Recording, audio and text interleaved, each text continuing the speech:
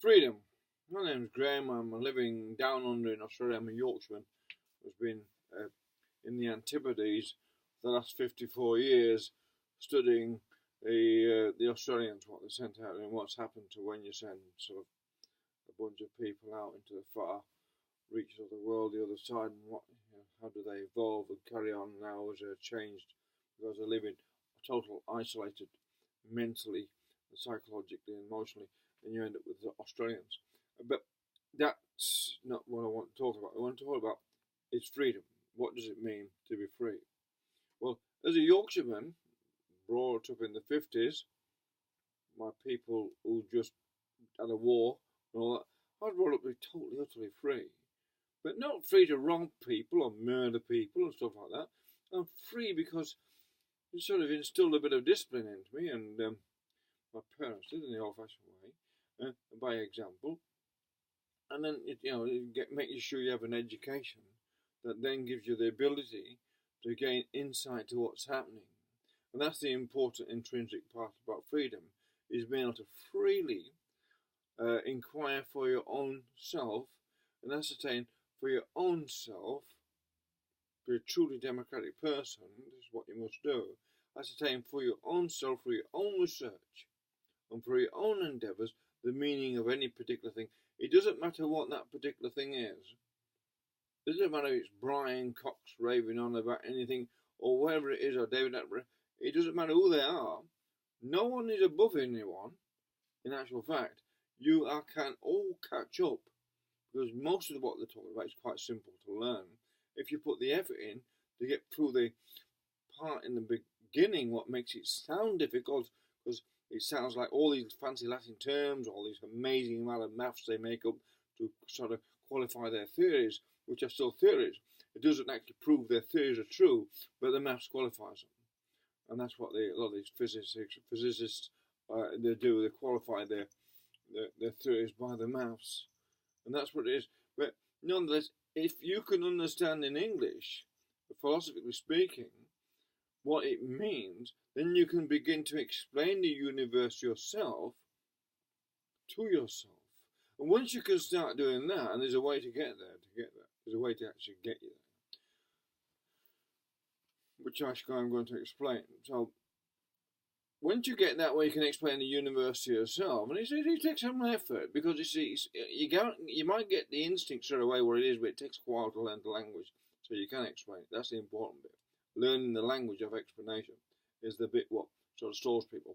So if the education fails people and doesn't give them proper grounding in English, then they may have a problem explaining things, and analysing things, and explaining things in a way that doesn't offend anyone.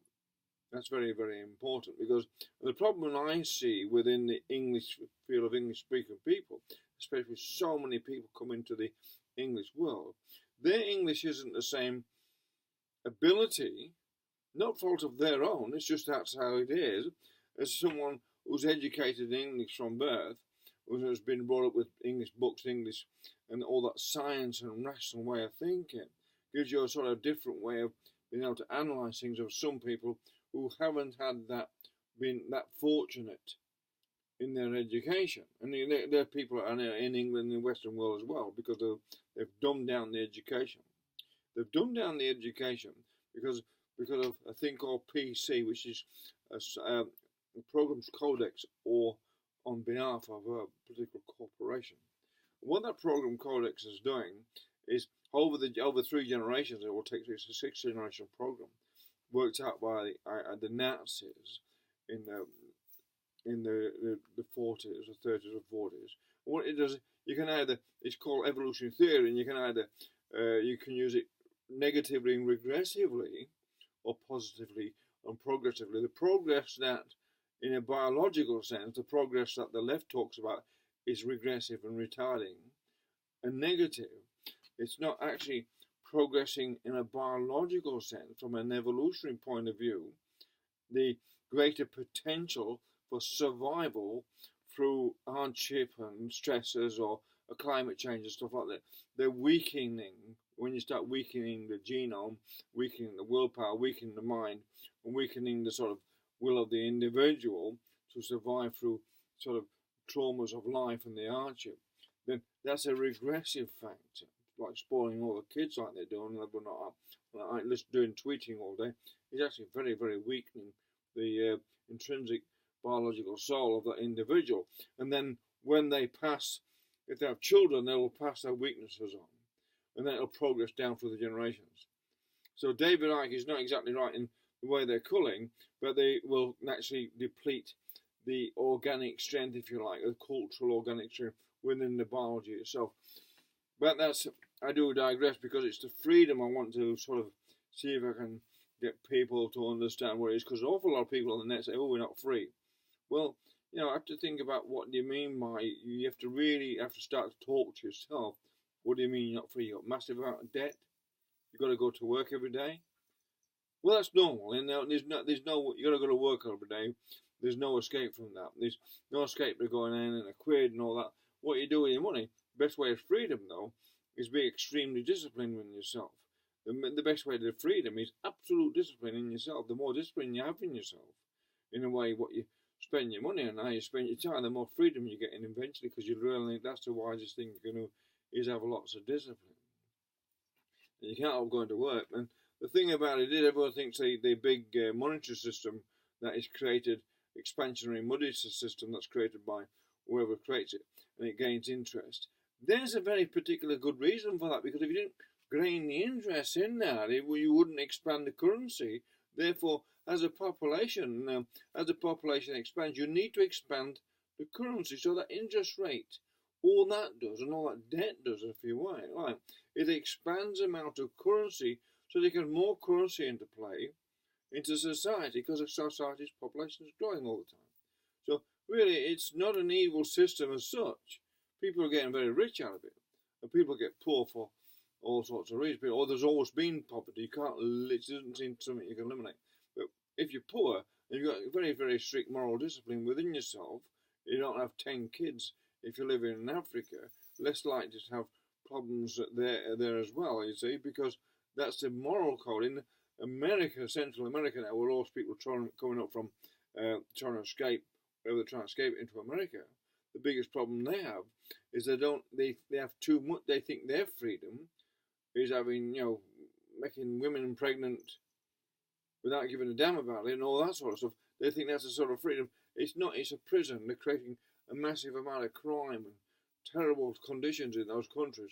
So those countries themselves become a sort of a prison, if you like, because you don't want to go there. It's all, those places, suddenly people shooting each other, murders and everything like that. In other words, that's a very, very terrible state to be. Absolute anarchy, and it's not actually freedom at all, is it? The best way of freedom is to discipline yourself into what you want to learn, so you can learn anything you like to the nth degree, the same as everyone else. The knowledge is equally accessible to everyone. What I can suggest to people, whoever's interested in really what freedom is to actually be able to ascertain and understand and analyse things from a knowledgeable position. The best way to do that, if you pick a subject like quantum physics and read about it, a very simple thing to read, even though it might be a very, very complex bit of maths, but it's quite a simple thing to read about. But that'll give you some insight that you can just start developing when you then write. When you start writing every day, you've got to write. Except the road to freedom the path to freedom is writing every day. It's writing every day, 1,000 words or 2,600 words every day of your life. From when you can start writing, you write every day. Your thoughts down about the day's life, what's in the paper or something in the paper, what's interested you. Write something that interests you or triggers your inspiration to write, and then do it, make it a daily thing. You will find then over the time, not only you'll improve your English and your grammar and you'll be able to speak clearer, eventually become knowledgeable. You'll start to see the link, because as your time goes on, you'll try and quickly accumulate all this ability to put words together. Not only that, you start getting interest, and really you have to then find out the real knowledge and the real facts about any particular thing, so you can ascertain for yourself the meaning of what politicians are saying. And this is the important thing. What's letting democracy down and the Western civilization down right now? People follow masses of them into this called political correctness, which is basically, it's a code to stop people doing this, to stop people actually going to ascertain the knowledge for themselves. They've got to think like a collective. It's like Hitlerism or Stalinism. That's exactly what it is. It's another form of what Hitler was trying to do, or what was Stalin was doing, is to make people all think the same. You can't think. You got to think in a uniform manner. So when they say diversity of these people, I mean, no, you can be all different colours and cultures and races, as long as you all don't get beyond a certain limit of thinking that is openly questioning the hierarchy or the so-called authorities. Because in a democracy, there is no, other than the law, which the common law, which controls everyone, there is no authority other than the knowledge itself. And if you have the knowledge, then you can say, question, now, the climate change is one good example. What does it mean? Well, whatever it means, they've got it wrong, in my opinion. My opinion is, well, if it's changing, why are you making people poor?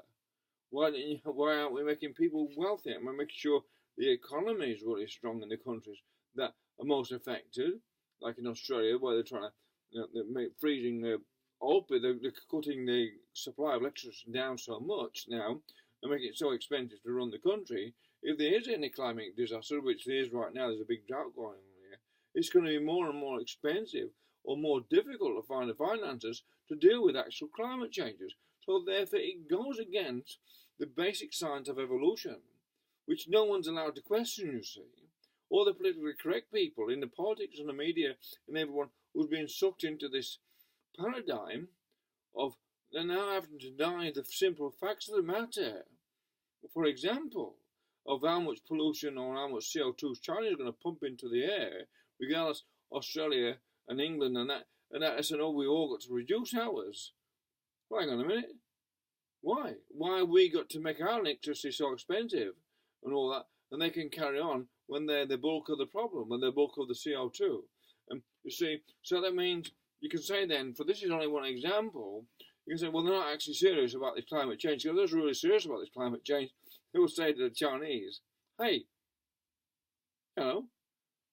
you're doing the big job here. You've got, this is a serious problem that they can't.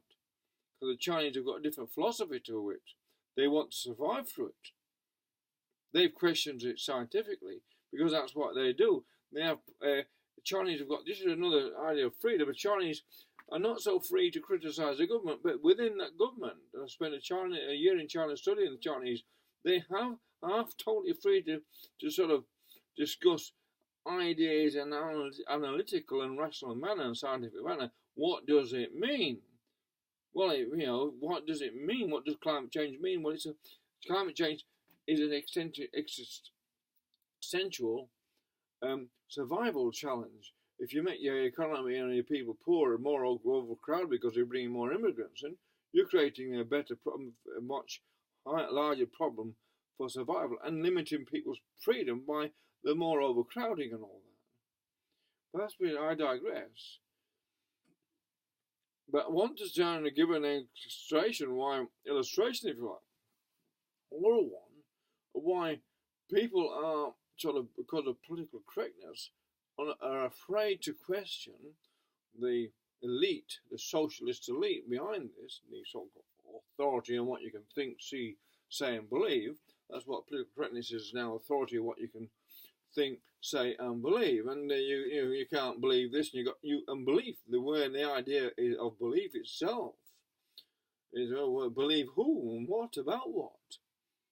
Because as soon as you say you have to force you into a belief system, you are no longer free, and you've forsaken your obligation, if you like, to your own personal integrity and your personal development as an individual biological organism, equal to all of us, and then you've forsaken your democratic duty to be able to question everyone by not agreeing with anyone. The idea of democracy is not to be on any side of any party, but to work out exactly for yourself the meaning of things, so then you can make a real your real mind up about what's really going on, then it can help you, can then be an influence.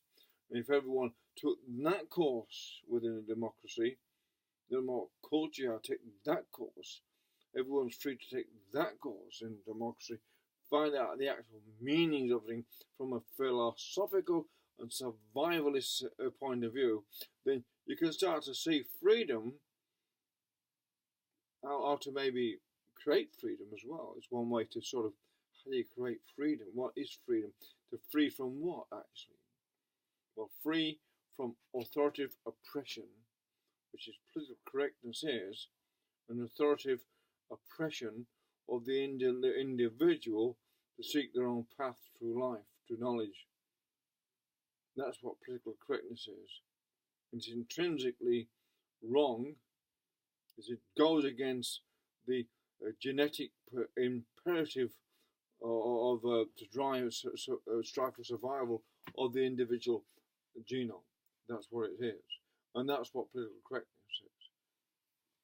Right? It's one way of sort of weakening the willpower to go through, and once you all got everyone sort of hypnotized to obey the socialist elite with political correctness, you've got them under control. They're no longer free, and then they become as dangerous as they are to the free people. That's what's happening. They're now being used against those who are still free to think and question and seek knowledge for itself. They're now then used as a political weapon, a voting bloc, against those people left who still prefer to seek knowledge for itself regardless. Don't want to follow any political correctness. They want to make their own mind up about anything and be free to do so. But one side starts demanding, the other side must obey its demands, then the whole of society is no longer free. It's in some kind of conflict then. Created a conflict zone. So eliminated freedom by that means. Anyway, this is only one in a series of talks on what the freedom means from just an old-fashioned Yorkshireman who sort of has a bit of an idea what it might actually be, would feel like. Bye.